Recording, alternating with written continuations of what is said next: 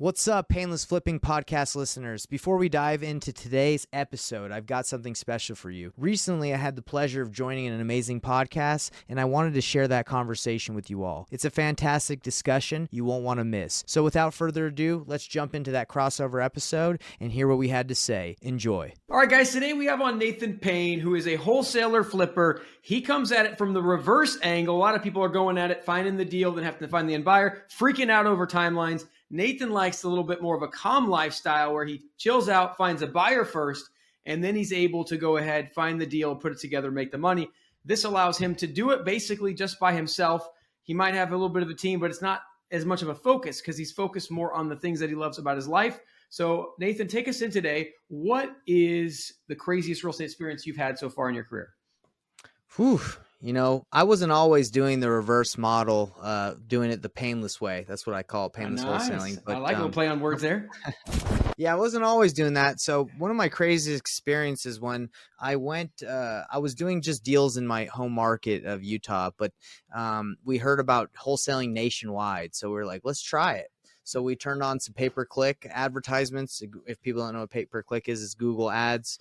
And we started getting leads, and we started trying to close people over the phone. So we got this lead in Rialto, California, and we were like, okay, Rialto, let's give it a shot. So we got it under contract for like $80,000. We found a buyer for like $120. So we're like, this is a great deal, like $40K, you know. And right before the close, we were newer. We were like a year in, so we didn't really understand like how to handle this. But the seller the day before close is like, hey, I know I agreed to 80, but I'm not going to go through with it. I can get way more. I need you to pay more. So we were like, okay, well, what do you want? And she's like, give me 90. So we're like, okay, cool. Knowing now what I know now, I would probably just been like, hey, you can't the day before close change your mind. But anyway, we just gave it to her. So we closed, and I actually bought it because we were gonna double close, right? And then the buyer backed out at 120. So now I'm stuck with a property in Rialto, California for 90K. It's a dump, complete dump. Like it's trashed out. So I'm like, whatever, we can find a new buyer. So we start looking for a new buyer. We find somebody and that's willing to pay 130. So we're like, great. And the guy calls me and he's like, hey, I'm not buying that house unless you get the squatter out. And I'm like, what are you talking about? He's like, there's a squatter in there, and there's problems with squatters here in California. So I'm not messing with it. Get him out, or I'm not buying it. So I was like, well, just tell the guy to leave. So the buyer went there and he's like, hey, can you leave? And the squatter's like, now I've been here for like 7 months or whatever. I'm not leaving. Give me money, right? So we're like, okay, well, what do you want? Like $500? And the guy's like, no, give me $2,000 and 30 days to vacate, and I'll think about it. He wasn't even like gonna do it, right? He was just like, making those demands.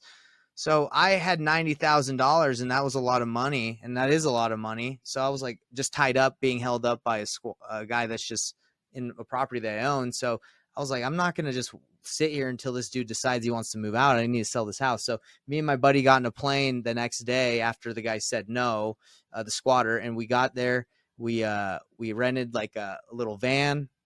This is it's kind of crazy, but we rented like a 12-passenger like van, got full insurance on it, and we were I didn't tell you this, but there's a big gate, like a 12-foot gate surrounding the property. So we were like, and the guy had locked the gate shut so no one could open it. And that's why the cops weren't able to get him out. So we were ready to blast that. Gate down in that van, especially we got the full insurance. Because I was like, hey, we got to get this guy out of here. But luckily, we didn't have to blast the gate down. We just got a locksmith guy that cut the lock off. Went in there. We told him to get out. And the guy, his girlfriend was there, and she's like, oh, you got to give us some couple days. And we're like, no, we told you need to leave. And she's like, well, he's at work. And I was like, okay, that's fine. Can you leave? And so she left. And while we're boarding up the property, the squatter and his boss show up, and they're like, what are you doing? This is where he lives. And the boss was getting all up in my face. And I'm like, bro, why don't you pay your employee enough to afford like not a condemned home? And the whole time his boss is trying to get him to, like staying there. So the boss calls the cops on me, and he's like, hey, we're gonna get you guys out of here. The cops come. The cops are like, hey, they had our back, and they're like, hey, don't worry, we'll get him out. So they called code enforcement, and code enforcement was like, hey, you can't live here, to the squatter. This house has no running water, no electricity, no plumbing, whatever. So they condemned the house, and the guy had to leave. But it was a crazy experience because, I didn't know that much about California law, and that they're like really heavy on, squatters' rights. But luckily it worked out for us. We sold it the next day. Yeah, it is fortunate that I look, because I live in California, so I've done a number of these types of deals, and you can get hurt pretty bad in California if you're not careful. So, glad you guys made it out okay. So let's talk about, let's get into this, because I think this could be a good learning lesson for investors. So you were planning on doing a double close, and there's a process in that's like what they call the A to B, B to C. So if we define that out, it's like the A person, right, is the original seller that's selling it to you. You guys are the B person in this case, and then you're selling it to an end buyer, right? And so Right. the C buyer was not funding the A to B transaction, which is something that, go ahead. I actually misspoke on this. We do a lot of double close, but this is actually what happened. So we were going to wholesale it, Yeah. and the buyer backed out. So I knew it was a good deal, so I just bought it. That's Cool. what happened. I just bought it with my own money. But yes, in the sense that's probably what would have happened if a double close, if the buyer wasn't ready. Cool. Exactly.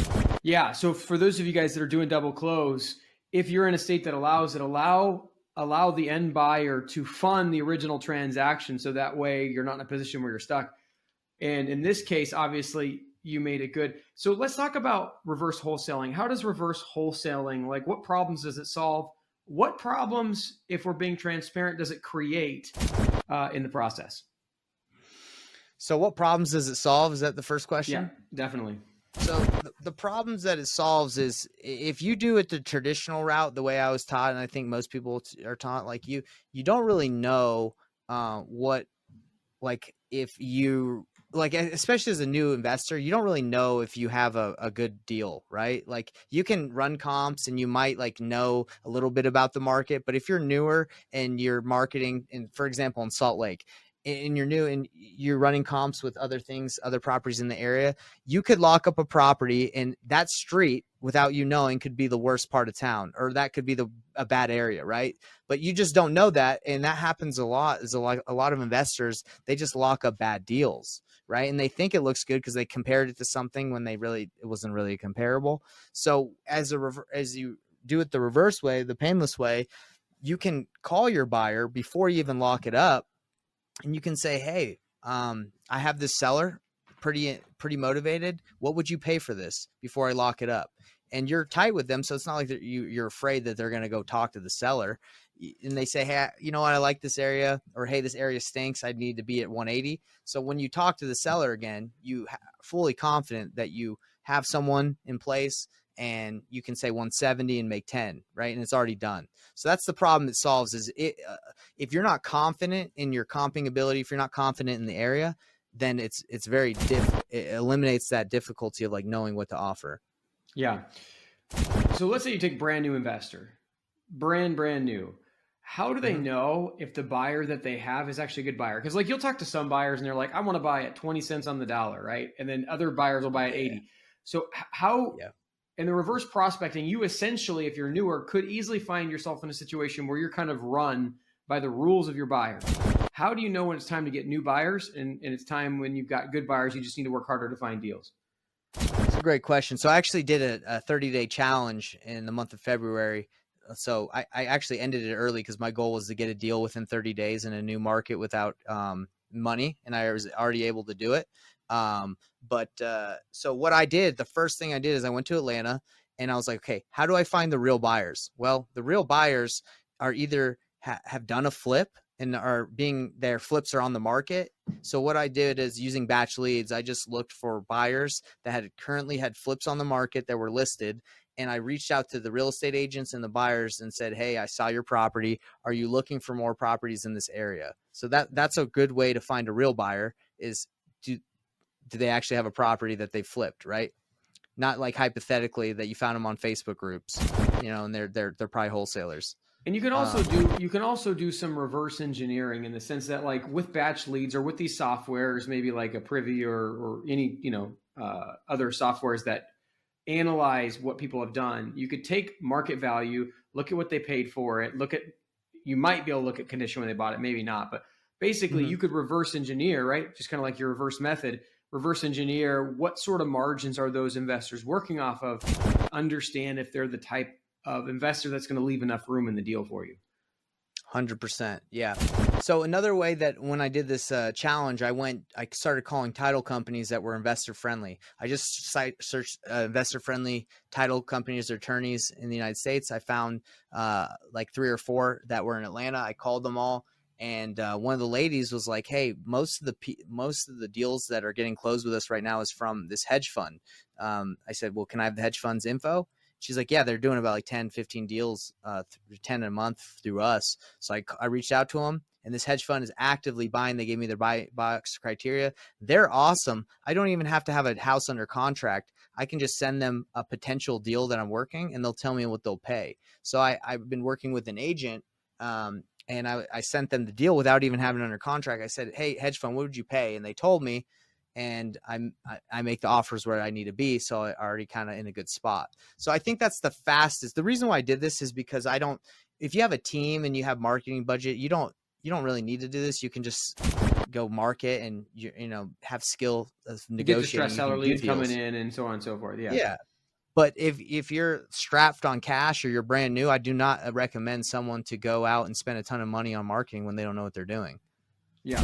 So you're positioning this training, and this is for somebody that wants to operate on no money. It wants to operate on a level of security first. Like, it creates a different style of work. So it's not a no work situation. It's not a get rich quick scheme in that sort of way, but it's No, more just like, hey, we're going to shift the work over here. So we take the emphasis off of, you have to understand comps, you have to understand these things.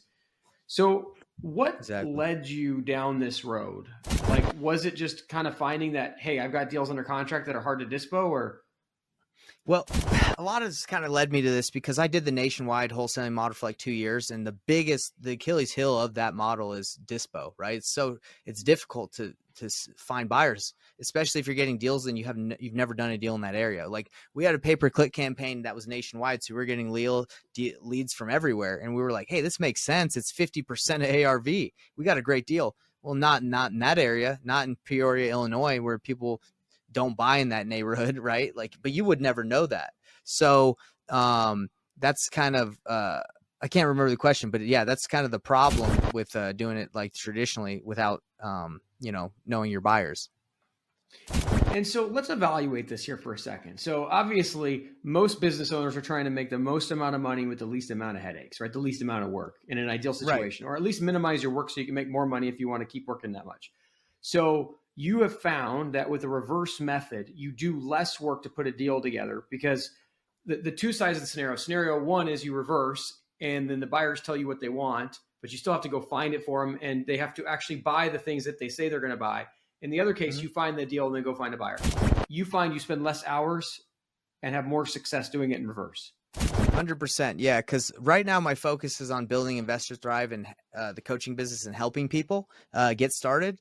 So I knew like, okay, can I run the wholesaling model like we talked about with the marketing? Can I do that and help people? Probably, but it's going to be kind of difficult. I'd rather do a couple deals a month, not flex and be like, "Hey, I'm doing 100 deals a month or 20." Like, I don't need to do that. I need to do 2 to 3 and have a low overhead, and I'm living a great life. I feel fine. I'm making money. I'm helping others. So I think my thought process was this is what happened. So at the beginning of last year, my wholesaling company was big, and I had multiple acquisition agents. I had a business partner, and we were doing good, right? And the market shift happened, and we weren't getting deals as easily, and we had to cut back on marketing. We had to cut back on our employees. And my business partner was 50-50 with me and Investor Thrive and 50-50 with the wholesaling business. He was running that, and I was running this. And when he scaled that back, I was like, "Look, bro, it doesn't really make sense to stay together, splitting everything 50-50 when there's really we were kind of scaled back on our wholesaling business." So we just split, and I'm like, "Okay, what can I do to be relevant and still talk and tell people I'm doing deals and not be a phony?" Well, I can do deals this way, It requires less of my time. I don't really have any, like little to no marketing spend. I think I spend money on Privy and Batch, and that's it. I use Privy And too.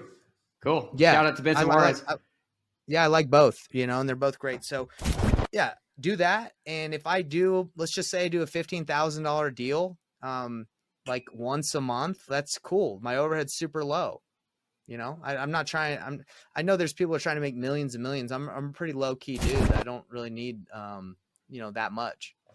Let's dive into this because there's some similarities there between you and I. And I think there's a mentality that generally people come into, and it sounds like you carried that mentality in with at the beginning, right? Like this world of real estate kind of sucks us into that we should be doing 1 million deals and making $1 bazillion and so on and so forth.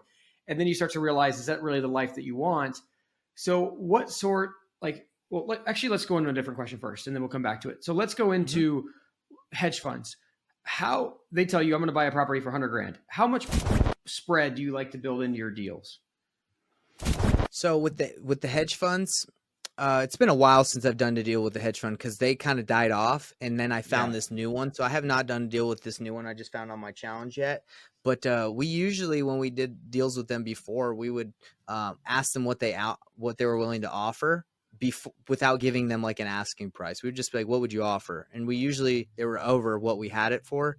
So we didn't really have like a spread that we were trying to get at the beginning. It was just like, hey, what would you make? What would you offer? And if it wasn't big enough, we would tell them, hey, we need you to do more. Right. So that's kind of how we worked with the hedge funds. Okay. So in those cases, you already had the deals locked up. You were just hoping that there was enough spread in the past. Right. Yes. Yeah. Like we already had those, but now I'm finding out like, hey dude, the way that this hedge fund I'm talking to works, you just send them an address and they give you an offer. They don't even care if you have it locked up. Yeah. Awesome. Yeah. They're just like, hey, yeah. So basically you're thinking, so by going to 2 or 3 deals a month, you're obviously saving a lot of money because you don't pay a team. You don't pay acquisition managers. You don't pay any of this stuff. So are you also building in bigger spreads this way? Or is it just like, hey, I'm going to make 10K a deal. I'm going to do 2 or 3 a month. I'm going to make $240,000 to $360,000 a year. Almost all of that's pure profit. And hey, $250,000 a year is a great living. That's exactly right. To be real, if I make 5, 10, 15, 20, like in that range, like whether it's 5 or 15, I'm cool with that, right? Because I make money off of the coaching too, and that's not why I got into coaching, was to get super rich. I don't have like thousands and thousands of students like these people. I knew that as I got into coaching, deals would come from it, and it has. And I JV with a lot of my students, and I do deals through JVing, and I don't need to make like 50 or 100K a deal. If I did, great, right? I just did a multi-unit. I was gonna buy it with a partner, but the interest rates went up, so it didn't make sense. So I wholesaled it to someone. I JV'd with someone that was in my network. We made 30,000, right? And we split it 60-40. So that's 18K to me and no overhead, right? Like it was me. So that's cool. And another reason I did this is I was making, when I had a wholesaling company, I had a business partner. So all profit was split 50-50, right? So that kills you just right there, right? You got to split everything. And then on top of that, you got to pay. Is your wholesaling business 30% profitable? Is it 20%? Like, is it like, is the marketing crushing you? So it wasn't, after all that hard work and with the wholesaling business only, I wasn't really as profitable as I'd like. So I like this model, and it's a lot more relaxed. This kind of goes into, like, so I was having a conversation earlier today on a different podcast about team building, not in the investing space, but on the agent side. And it's so often the case that building of teams actually makes the team leader less profitable for years and for certain stages of the development until a certain critical mass is reached. And then obviously the tables flip over. So, but let's talk about, you're teaching your students the reverse prospecting method. So in most courses, it's the complete opposite, right? They're teaching you how to find the deal first. So a lot of times these course creators like that because then all these people have deals and they don't know how to fund them. And even though they teach them, the students still present the deals to the teacher in order to buy them. In your case, you're teaching people how to reverse prospect. So is it that they're bringing you a lot of buyers and then you go find the deals for these buyers? So in my course, I teach them how to find their own buyers, but I also give them my buyers, and I say, hey, go find these opportunities, and we'll JV together. Got it. Right? Got it. I see what That's you're how saying. it So this goes. is actually really interesting because essentially you're creating buyers agents out of your investor clients. You're just reversing the problem. Yeah.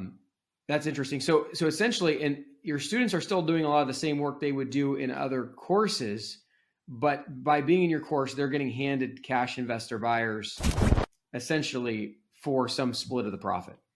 Yeah, exactly. And I've even come to the point where I'm like, as I've done this 90-day, 30-day challenge, I'm like, dang, like I'm good at negotiating, but I can tell that someone that's new will probably they're going to lose out on a lot of opportunities that I could close. Right. So Yeah. I even say, hey, set me up an appointment with someone that meets the criteria of my buyer, even and set me up an appointment. I'll talk to them. I'll close and I'll pay you commission. So like I'm even working with the students to help them out because I want them to make money too. Yeah. Yeah. Right on. So tell me, like, you obviously got lifestyle is a big priority. Making a lot of money is not the main goal. So, but let's just say we happen to drop $1 billion into your bank account and you had 100 lifetimes of cash flow. Like, how would your life change? That's a great question. If I had $2 billion, I wouldn't get a new. I'm saying I wouldn't get a new house. I wouldn't get a new car because I don't care about that stuff. But maybe that's a lie. I I don't know. I like what I do. I like helping others. I like working with people. I like this real estate. So I'd probably just hire more people to help me expand the business, right? Because there's the way that wholesaling is, like it's not going to go away. Like there people will continue to learn about it. They're going to continue to pay people. So my goal is to kind of I'm on like a mission to stop people from just blowing their money. Because when I first started, I learned from someone to just go do mailers, right? So I spent $10,000 on mailers and didn't get a single deal, and that can really financially destroy somebody, right? Like 10K and they don't know what they're doing. So my mission is like, hey, let me teach you how to do this the right way. So if I had $2 billion, would I still do this? Probably. I mean, I like it. Yeah, sweet. What do you see as your goal and vision to accomplish in the next 12 to 18 months? Yeah, to grow Investor Thrive, and to continue to do deals and show people how to do deals. That's the goal. And as I grow the community, it would probably be put more acquisitions managers. I'm kind of like an acquisitions manager. I'm a closer, right? It'd be to put more people in there. So if people need help closing deals, they can set appointments for the closers and they can all work together and shadow. That's kind of what I do for if people set me an appointment. Like I'll let them shadow me call their seller and try to lock them up. So it'd probably be a model like that. Yeah. What words of advice or wisdom would you have besides obviously do things in reverse? What words of wisdom do you have for a new investor? I talk to a lot of newer investors and they're scared. They just point blank. Let's just say how it is. They just don't want to do the calls. They're nervous. They don't want to make mistakes. And I would just say, hey, you can't avoid. You're not going to be able to not make a mistake. I just got off a call with someone recently who's wanted to get started, and he was like, look, I want to join your mentorship because I don't want to mess up. Right? That's what he said. And I was like, dude, there's no mentorship in the world that you can join that you're not going to mess up. You're going to mess up. I mess up. I just lost $26,000 on a deal because the market shift happened and I did a seller finance deal and it went sideways. That's another story for another time, but it happens. Unfortunately, you can't avoid it. So I think that's what everyone needs to know. It's like, look, even me, I've been doing this for a while. I'm not the expert. I'd like to believe I am, but we all fail, right? You can't avoid it. Yeah, it's so true.